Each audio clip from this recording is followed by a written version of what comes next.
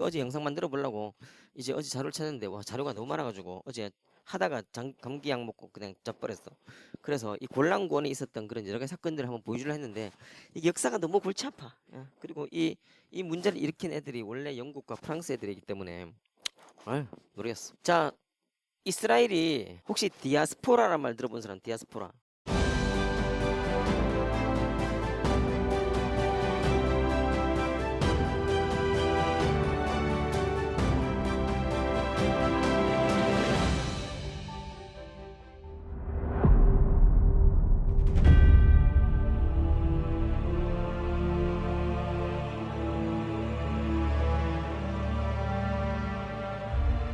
유대인의 성지이자 세계적인 관광 명소가 된 이스라엘 통곡의 벽.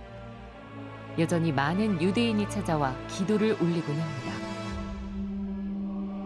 이곳은 유대인이 바빌로니아로 강제 이주할 무렵 처음 무너진 성전입니다. 해마다 성전이 무너졌던 날이면 유대인들이 서쪽 벽에 잔해를 두드리며 통곡하기 시작해 통곡의 벽이라 불립니다. 고대 유대와 로마의 전쟁 이후 나라 없는 민족이 된 유대인들. 오랜 세월 박해받으며 살아왔지만 그 정체성을 중세를 넘어 현대까지 2000년 가까운 세월을 유지하며 전 세계로 퍼져나갔습니다. 이스라엘 밖의 세계 각지에 흩어져 사는 유대인을 일컬어 디아스포라라고 부르는데요. 고대 그리스어로 너머를 뜻하는 디아와 씨를 뿌리다라는 뜻의 스페로가 합쳐져 흩어진 사람들을 의미합니다. 전 세계 인구의 0.2% 정도에 불과하지만 그 어느 민족보다 끈끈한 유대감을 이어가는 유대인의 비밀. 오늘 우리는 그들이 갖는 고유한 정체성, 유대인 디아스포라가 가진 비밀을 풀어봅니다.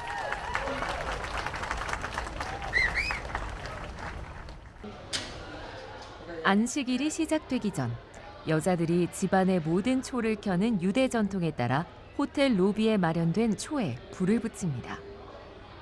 해가 진 후부터 다음 날 해가 지기 전까지는 대속죄일의 전통에 따라 하루 동안 금식을 하고 속죄 기도문을 읽는데요. 평소 전통을 지키지 않던 청년들도 유대 명절을 제대로 경험해 볼 수 있게 마련한 시간입니다. 전통적인 종교관을 유지하는 삶을 살든 보다 현실 세계와 타협한 삶을 살든 유대인 대부분은 자신들의 역사부터 유대인으로서 기본적인 전통과 풍습까지 다음 세대에 고루 가르치고 있습니다. 조금씩이라도 고유의 모습을 대대로 지켜나가는 노력이야말로 수천 년 동안 나라 없이 민족성을 지켜올 수 있는 기반이 된 건데요.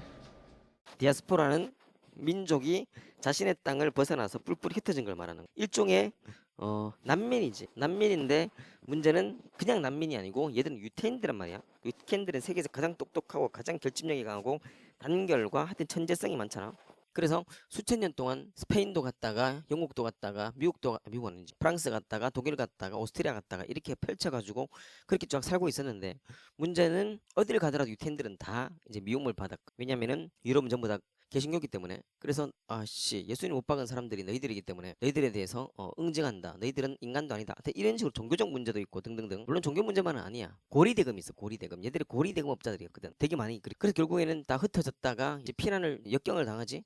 그래서 결국에는 얘들이 어디로 왔냐, 이스라엘로 되돌아와가지고 여기 있는 땅들을 원래 지금 얘들 땅이었는데 2000년 동안 지금 안 왔더니 여기에 팔레스타인 애들이 들어가 있는 거야. 그래서 얘들의 땅을 조금씩 사가지고 그 다음에 나중에는 국가를 만들어 버렸거든. 그래 결국에는 이제 여기 있던 팔레스타인 애들이 열받아가지고 이제 싸우는 거잖아. 그래 그게 이제 중동 전쟁의 시작이란 말이지. 어쨌든 그건 알 필요 없고 결국은 이 이스라엘이 이쪽에 들어오는 순간 나머지 전부 다가 이슬람이거든. 근데 얘들은 유대교란 말이야. 그러니까 좀 뭔가 이게 종교적인 갈등이 생기겠지. 그래서 결국에는 이 레바논, 시리아, 요르단, 이집트 이 네 개, 그리고 옆에 이란까지 동시에 제1차, 2차, 3차, 4차 그래서 얘들을 공격하게 돼. 근데 이 모든 공격이 얘들은 싹 다 막았거든. 막으면서 자기들의 입지를 점점점 넓혀 나가는. 그러니까 그 싸움에서 뭐 어떻게 이겼냐 그런 것들은 뭐 다 말할 필요 없고 어쨌든 대단한 나라겠지.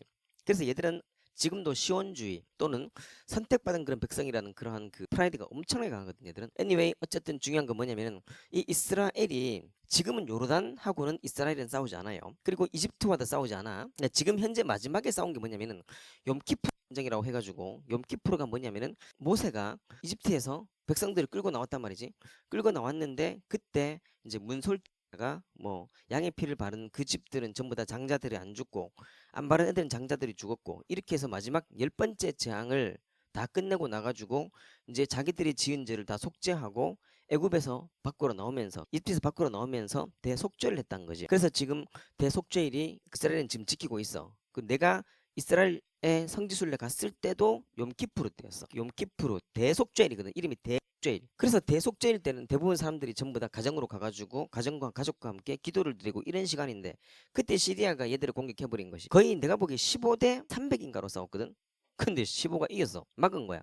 그 다음에 군인들이 와가지고 작살해놨거든. 그때부터 이제 시리아와 그 다음에 그 이스라엘이 골란고원으로 한판 싸우는데, 이건 내가 사진 찍은 거다. 직접 가가지고 여기가 뭐냐면은 바로 갈릴리 호수야. 예수님이 생애했었던 갈릴리 호수. 여기 예수님이 뭐 했었던 오병이어 기적들 여기 쭉 내가 여기서 잤었거든. 여기 쭉 돌아다니면 돼. 여기가 다 골란고원이야. 여기가 뚫리면은 뭐 하지? 바로 이스라엘로 들어오지.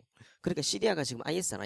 IS이기 때문에 극단주의자거든. 그래서 이쪽으로 쭉 넘어오면 안 되기 때문에 이쪽은 지금 현재 중간, 요 가장 중간 요 부분은 유엔이 담당하고 있어. 왜냐면은 싸움이 커지면 안 되기 때문에. 어쨌든 중요한 거는 얘들이 이렇게 공격하지 못해요. 왜냐면은 공격해봤자 이스라엘은 지금 미국에 의해서 아이언돔이라고 성립돼 있기 때문에 모든 미사일로 다 방어할 수 있는 그 체계가 만들어졌단 말이야. 근데 그게 뚫렸잖아, 지난해에.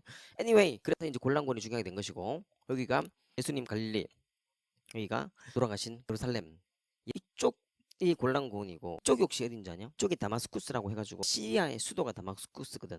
여기서 바울이 예수님을 환상으로 본 거야. 봐서 눈이 멀어가지고 그 다음에 회심하는 사건이 생기고, 내가 이쪽으로 가가지고 바울이 있던 다마스쿠스 이쪽에 교회가 있대. 너무 가고 싶었거든. 가고 싶어가지고 내가 이쪽으로 뚫으려고 갔는데 못 들어가. 왜? 국경에서 막아놨어. 국경 보면 탱크가 엄청난 많은 탱크들이 막아놨거든. 그래서 못 들어가. 들어가면 목 따일 수도 있기 때문에.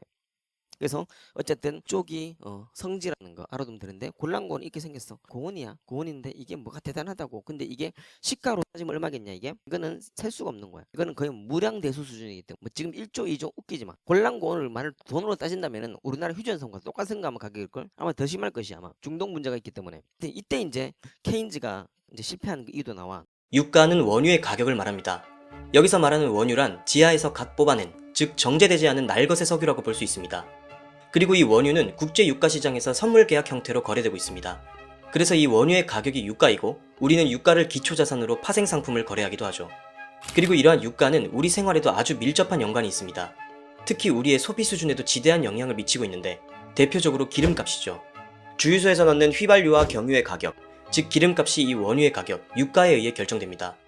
그리고 이러한 유가의 결정에 중요한 영향력을 미치는 조직이 바로 오펙입니다. 지금까지도 오펙, 석유 수출국 기구는 전 세계 원유 생산량의 많은 부분을 차지하고 있어 이들의 감산, 증산 등 정책 결정은 국제 유가에 큰 영향을 미치고 있죠. 그리고 이 오펙이라는 기구가 국제사회에 두드러진 영향력을 드러내기 시작한 사건이 있습니다. 바로 이 원유의 생산력을 정치적 무기로 이용하기 시작하면서부터인데요. 오늘은 지금으로부터 50여 년 전 원유 가격 폭등으로 전 세계 경제에 쇼크를 준 사태인 1차 오일 쇼크에 관한 이야기입니다. 20세기 초 미국과 영국은 중동 지역에서 안정적인 석유 공급원을 찾고자 했습니다. 그리고 1908년 수년간의 탐사 끝에 영국은 페르시아에서 대규모 유정을 발견했고, 미국이 눈을 둔 곳은 사우디아라비아였습니다. 이렇게 영국은 이란에서, 미국은 사우디에서 각각 석유 공급원을 확보하며 중동 지역의 석유 개발에 관한 패권을 움켜쥔 채 본격적으로 돈을 벌어들이고 있었고, 중동의 다른 국가들 역시 석유 자원을 개발하기 시작하면서 본격적으로 오일머니라는 것을 맛보기 시작합니다. 그런데 여기서 한 가지 문제가 있었습니다. 바로 산유국과 그곳에서 석유를 채굴해가는 회사 간의 경제적 불균형이었습니다. 1945년에서 1950년까지 앵글로 이란이 2억 5천만 파운드의 수익을 올린 데 반해 이란의 로열티로는 9천만 파운드만 돌아갔습니다. 특히 이는 이란에서 반영, 반서구 감정을 부추겼는데요. 1951년 모사데크라는 민족주의자가 앵글로 이란 국유화를 공약에 내걸고 총리로 선출됩니다. 쿠데타로 무너지긴 했지만 이란의 모사데크가 일으킨 국유화 운동뿐 아니라 이집트의 나세르 대통령이 수에즈 운하를 국유화한 사건 역시 서구의 식민 통치와 경제적 착취에 대한 반발을 상징하는 사건들이었죠. 그렇게 남미의 베네수엘라를 포함해 중동의 산유국들을 중심으로 석유 수출국들이 협력해 석유의 생산과 가격을 조절하고 산유국들의 이익을 보호해야 한다는 목소리가 커지기 시작했고, 결국 1960년 이라크 바그다드에서 열린 회의에서 사우디, 이란, 이라크, 쿠웨이트, 베네수엘라의 대표들이 모여 오펙, 즉 석유 수출국 기구를 설립하기에 이릅니다. 하지만 처음부터 오펙의 힘이 강력했던 것은 아니었습니다. 계속되는 중동에서의 분쟁과 석유 황제의 등장으로 인해 오펙은 지금 우리가 알고 있는 것처럼 강력한 이익 집단으로 성장하게 됩니다. 그리고 그 인물은 무려 24년간 사우디의 석유 장관을 역임한 자키 야마니입니다. 1973년 이집트와 시리아가 주도한 아랍연합군이 이스라엘을 선제 공격하며 전쟁이 벌어집니다. 이것이 바로 4차 중동전쟁이죠. 특히 전쟁은 유대인의 최대 기념일이자 속죄일인 욤키푸르에 시작되어 욤키푸르 전쟁이라고도 부릅니다. 이스라엘 정보기관 모사드는 물론 미국 CIA도 전혀 예상하지 못한 기습 공격이었죠. 약 6년 전인 1967년에 일어난 3차 중동전쟁에서 이스라엘이 6일 만에 아랍연합국의 승리를 거두며 시나이 반도, 가자지구, 골란 고원 등을 점령하며 중동 지역의 긴장이 고조되어 있었습니다. 당시 중동은 미국과 소련의 세력 각축장이나 다름없었는데 소련이 아랍 국가들을 지원하며 중동에서의 영향력을 확대하려 하자 미국을 비롯한 서구 세력들은 이를 저지하기 위해 이스라엘을 지원하고 있었습니다. 또한 이스라엘은 중동을 대표하는 민주주의 국가로서 서구의 국가들과 정치적 가치를 공유하고 있는 상징적인 위치를 차지하고 있었죠. 그리고 아랍의 선제 공격으로 시작된 4차 중동전쟁. 역시나 미국은 이스라엘의 군수물자와 무기 지원을 아끼지 않았습니다. 니켈 그라스라는 작전명으로 항공기를 통해 탱크, 장갑차, 탄약, 미사일 등 총 2만 톤이 넘는 물자를 실어 날랐죠. 그러자 전쟁의 양상은 다시 이스라엘의 우세로 바뀌기 시작했는데요. 그리고 4차 중동전쟁으로 미국이 또다시 이스라엘을 지원하자 사우디의 야마니가 등장해 석유를 그 어떤 것보다 강력한 무기로 활용해버립니다. 바로 석유 금수 조치와 더불어 진행된 점진적인 석유 감산 조치였습니다. 야마니가 주도한 오펙은 1973년 10월 17일 미국, 네덜란드 등 이스라엘을 지원하는 국가들에 대한 석유 금수 조치를 발표하고 이와 동시에 석유 생산량을 매월 5%씩 감산하기로 결정했습니다. 그리고 그가 계획한 석유의 무기화는 전 세계에 엄청난 쇼크를 가져왔습니다. 전쟁은 약 20일 만에 미국과 소련의 중재로 끝이 났으나 계속된 석유 감산 조치는 시장에 커다란 충격을 선사했는데요. 배럴당 3달러 수준이었던 유가가 한 달 만에 4배인 12달러까지 치솟은 것이죠. 이것이 바로 1차 오일 쇼크, 1차 석유 파동이라고 부르는 사건입니다. 우선 석유 가격 급등으로 인해 연료비가 크게 상승했습니다. 이러한 에너지 위기로 차량 운행이 제한되고 사람들의 일상생활에도 엄청난 타격을 주는데요. 주유소에서는 기름을 구하기 위해 길게 늘어선 차량 행렬이 일상화되었죠. 뿐만 아니라 전 세계에 엄청난 인플레이션을 촉발했고 곧 세계적인 경기 침체로 이어집니다. 미국의 실업률은 1973년 4.9%에서 1975년 8.5%로 급증했습니다. 1973년 1월 약 1050포인트를 기록했던 다우존스는 1974년 12월 577포인트까지 반토막이 났죠. 한국 역시 예외가 아니었습니다. 당시 한국은 석유에 의존하는 제조업 수출 주도형 국가로 성장하고 있었고 이러한 석유 가격 폭등으로 인해 수많은 중소기업이 도산하기도 했습니다. 지금 예로 든 수치들은 아주 일부분일 뿐이고 하나하나 찾아보면 끝이 없을 정도로 전 세계 곳곳에 엄청난 상처를 내버렸죠. 결국 전 세계적으로 물가는 오르는데 경기 침체는 동시에 일어나는 이른바 스태그플레이션 현상이 발생하고 있었습니다. 1차 오일 쇼크는 전 세계에 엄청난 물가 폭등과 함께 커다란 치명타를 남겼습니다. 그리고 오펙을 중심으로 산유국들은 석유라는 강력한 정치적, 경제적 무기를 쥐어버리게 되었죠. 이로 인해 아랍은 중동 분쟁 문제에서 유럽과 일본으로부터 지지를 이끌어내기도 했습니다. 미국의 동맹국인 한국 역시 친아랍 성명을 발표하기도 했었죠. 이러한 중동의 석유 감산 조치는 1974년 3월이 되어서야 종료되었고 이로 인해 사우디아라비아는 석유 시장의 최대 주도국으로 성장했습니다. 그리고 석유 장관 자키 야마니는 석유 황제라는 별명을 얻었죠. 그리고 저유가가 상식이었던 전 세계가 기름값 폭등을 경험하자 에너지 절약과 환경 보호에 대한 인식이 생겨나기 시작했고 대체 에너지, 지속 가능한 에너지 개발에 대한 관심도 높아지기 시작했습니다. 이처럼 1차 오일 쇼크는 단순한 에너지 위기를 넘어 전 세계의 정치, 경제, 사회, 환경 등 다양한 분야에 영향을 미쳤고 지금까지도 우리 삶에 커다란 영향을 주고 있는 중요한 사건이었습니다. 그리고 세계 경제사에 미친 1차 오일 쇼크의 영향력은 이것이 끝이 아니었는데요. 다음 편에서는 달러가 기축통화로서의 지위를 강화하게 된 계기, 그리고 1차 오일 쇼크 이후 얼마 지나지 않아 이란 혁명으로 인해 촉발된 2차 오일 쇼크에 대한 내용으로 찾아뵙겠습니다. 365페이지 펼게. 다수 의사결정자들이 있고 상대 그런 결정이 나의 결정에 영향을 끼치는 그런 상호적인 상황이다. 그래서 너의 결정과 나의 결정이 전략적으로 만나는 게 말하는 건데 다시 말할게. 게임이론은 무슨 시장에서 가능한 거냐? 혹시 기억나냐? 시장은 종류가 총 3가지 있어. 시장은 첫 번째 혹시 혼자 있는 무슨 시장? 혼자 있는 거 무슨 시장? 독점 시장. 두 번째가 두세 개의 그룹이 있어. 무슨 시장? 과점 시장이라. 세 번째가 모두 각각 개인들을 전부 다 시장으로 본다는 거야. 그럼 뭐지? 자율시장. 무한 자율시장이거든. 그러니까 게임 이론이 할 수 있는 게임은 몇밖에 안 되는 거냐? 독점은 게임이 안 돼. 독점은 혼자 있기 때문에 게임을 못 하는 거고. 그리고 여기 우리나라 뭐 사람들 5천만이잖아. 5천만 전체를 한 명씩 당사자로 본다면 5천만이거든. 5천만이기 때문에 이건 게임 자체가 가능 불가능? 불가능해. 너무 복잡하기 때문에. 그래서 게임은 항상 과점 시장 둘 또는 셋 정도로. 우리나라 통신사 뭐 아니면 뭐 있지? KT 아니면 SK 또는 LG 세 개잖아 맞지? 우리나라 항공사 몇 개 있냐? 두 개. 뭐 있지? 대한항공 또 아시아나. 이렇게 과점 시장 두 개 또는 세 개, 두 개. 우리나라 핸드폰은 지금 뭐 아니면 뭐 있지? 삼성 아니면 애플 이렇게 두 개. 요런 시장이 됐을 때 그게 과점 시장. 그리고 반도체, 엔피디아 그리고 삼성전자 뭐 이런 식으로 SK 하이닉스 이 딱딱 몇 가지가 정해져 있는 그 시장이든 그럴 때만 이게 해당이 된다는 그게 게임 이론인 거야. 그 게임 이론이 먼저 어느 시장에서 가능한가 알아둬야 되고 게임 이론에서 정의는 없다. 정의란 게 어디 있어? 정의. 혹시 이번에 이 정의라는 것이 뭐냐면은 이번에 그 폭삭 쏘가수 중간에 아이유가 뭐라 했냐면은 어떤 할머니가 와가지고 아이유가 파는 양배추가 있는 거야. 양배추를 보면서 아이유한테 이거를 뭐 어떻게 가격을 싸게 해달라 이렇게 막 해가지고 넌 너무 뭐 굴하다 아니면 어떻게 두 개가 이렇게 비싸냐 이렇게 하니까 아이유가 한 개가 50원이면은 두 개는 100원이고 세 개는 150원이지. 그리고 아이유가 마지막 한 말 그게 정의지 이렇게 말했거든. 그러니까 두 개 사면 싸게 달란 말이야.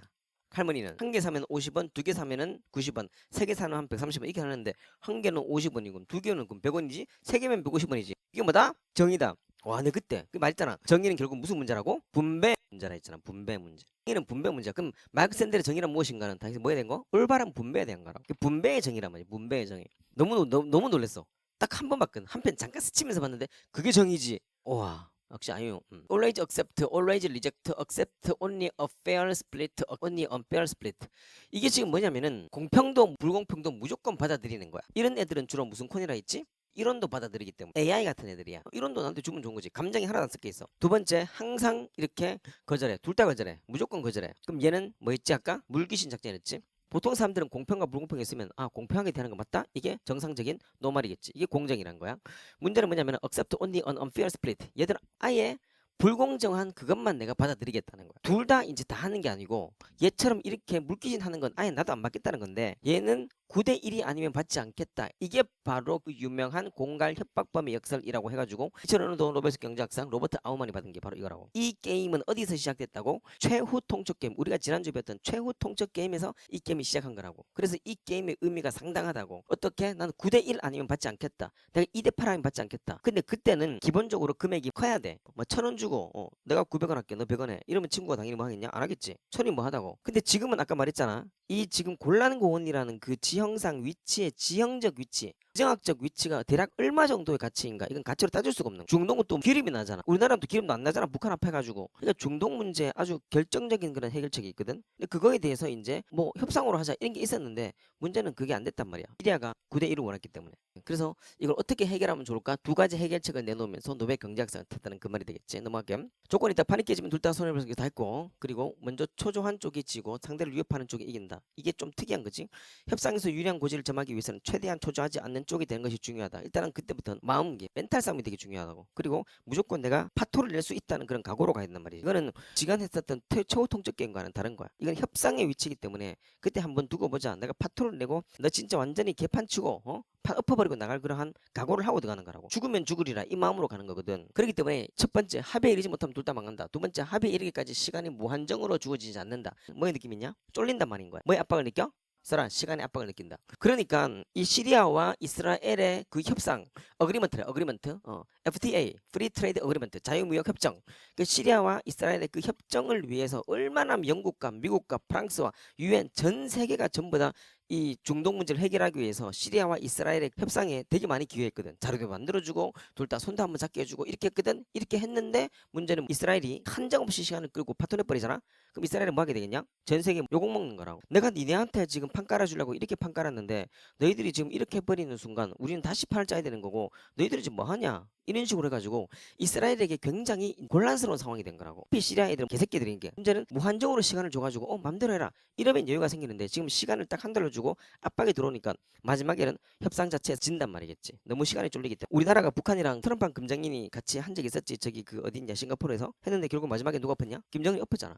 아, 그 사건 모르냐? 엎었거든? 엎어놓고 그때 나왔던 게 공갈 협박병력 터무니없이 많은 걸 요구하다 보니까 결국은 트럼프가 어떡하지? 받아줄까 말까? 뭐라도 얻고 가야 되는데 이렇게까지 북한이 다시 한번 회의로 김정은이 나올 일은 절대 없을 텐데 그래서 트럼프가 받아줬었더라면 그러면은 북한이 더 많은 걸 요구할 것이야. 그때 트럼프가 뭐 했냐? 트럼프는 뭐 해야 돼가? 지금 트럼프는 아일랜드도 산대잖아. 그린란드도 산다는 거 다 산대잖아. 지금 트럼프는 뭐 해야 돼가냐? 협상에 돼가거든. 그러니까 니고시에이션에 들어간 거지. 그러니까 딱 안 것이야 얘가. 그래서 엎어버렸지. 엎어버리고 빠이빠이 했거든. 그리고 지금 대통령 되고 나가지고 다시 김정은 만나고 싶다 그랬거든.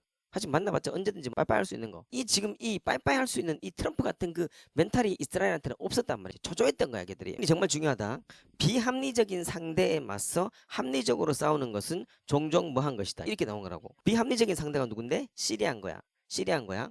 근데 그걸 합리적으로 그렇게 생각하는 것. 이게 비합리적인 위에서 게 미친놈. 놈을 상대해서 합리적으로 싸우는 거 그 자체가 뭐 한 거다? 그렇지 그게 미친 거란 말이지. 비합리적인 그러한 대상 미친놈한테는 미친놈으로 다루는 것이 그게 합리적이다. 그리고 미친놈한테 뭐가 맞다? 몽둥이로 좁혀야 되는 거야 그냥. 미친놈을 상대로 자꾸 합리적으로 얘기해봤자 미쳤는데 무슨 말이 통해? 말이 안 통한단 말이겠지. 그 친구들도 보면은 이제 몇 번 얘기하다가 안 되잖아. 막 그냥 미친놈처럼 행동해. 그러면 패버려 그냥. 그 이런 협상 자체를 만들도록 하지 않는 게 좋은데 근데 이미 이스라엘은 자체가 조금 그런 상황이 돼버렸어. 그리고 그 이스라엘 안에 예루살렘에는 세 개의 종교가 포함되어 있거든. 기독교, 그 다음에 유대교, 그리고 이슬람교. 이 세 개의 성지가 돼버린 거야. 원래 예루살렘은 예수님이 돌아가신 곳이기 때문에 기독교의 성지이기도 해.